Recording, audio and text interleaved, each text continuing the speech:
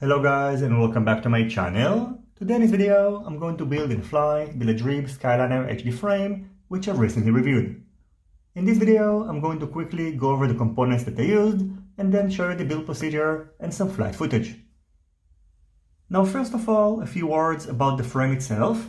After reviewing it I got some comments that it is expensive and very heavy, and I can tell you that priced at around $90 it's not cheap and it's definitely not a light frame.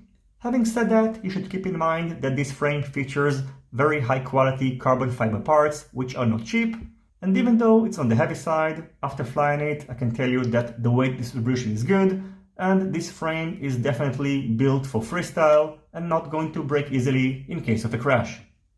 In terms of components, in addition to the DJI system, I use this beautiful Rotorite Hype Train 2306.6 2550 kV motors which work on 4S, and in conjunction with the new Dual-Prop Spitfire propellers will provide you with plenty of punch. As for the main stack, I used the AGLRC FD65A 65 amperes BLA32 4-in-1 ESC and the SpeedyBee F7 all-in-one flight controller. The radio receiver that I used is the Crossfire Nano SE, and finally, in this DJI build, unlike my previous ones, I managed to use the DJI stock antennas.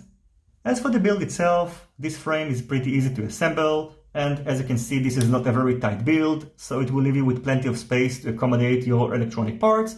My only recommendation is that you should push the DJI air unit all the way as far as you can, since otherwise you are going to have some issues fitting your main stack, and it's also going to make sure that the DJI antennas are not going to pop out in the middle of the flight.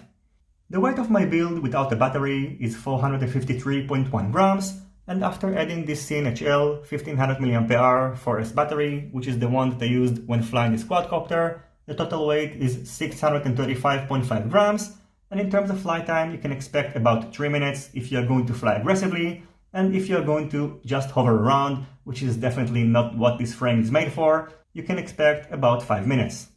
I'm going to wrap up this video with some photos from the build procedure and the flight footage, and as you're about to see, this quadcopter flies very well. It does need to be tuned a little bit, and I didn't get that crazy because first of all, I'm not that good at freestyle and I need to get better, and second of all, because I built this quadcopter for a friend of mine, and even though I think that this is a very robust frame, I didn't want to destroy it. So I hope you will enjoy the rest of this video, and as always, I thank you for watching it. If you have any questions, feel free to ask them in the comments section down below. Don't forget to leave a thumbs up if you like this video, and consider subscribing to my channel and hitting the notifications bell if you're not already subscribed.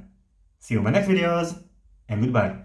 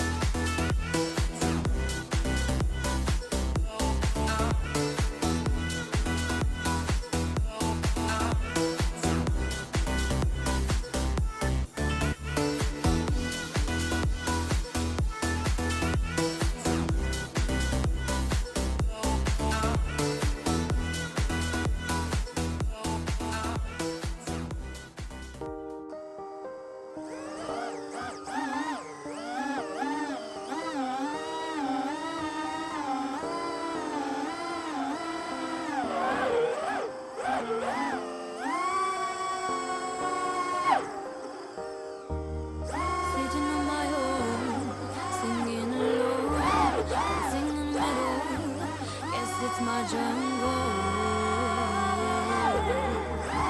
jungle, and I'm awake again. Why this dream in my brain? In this happy city, happy city, happy city, happy city.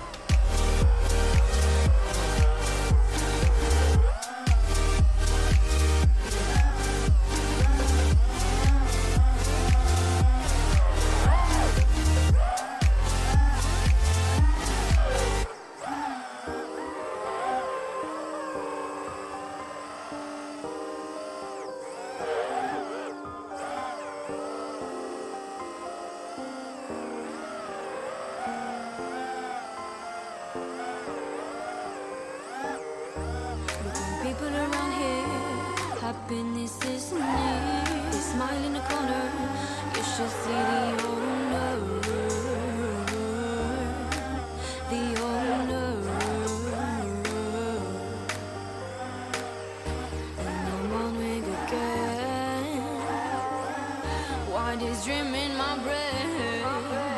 In this happy city, yeah.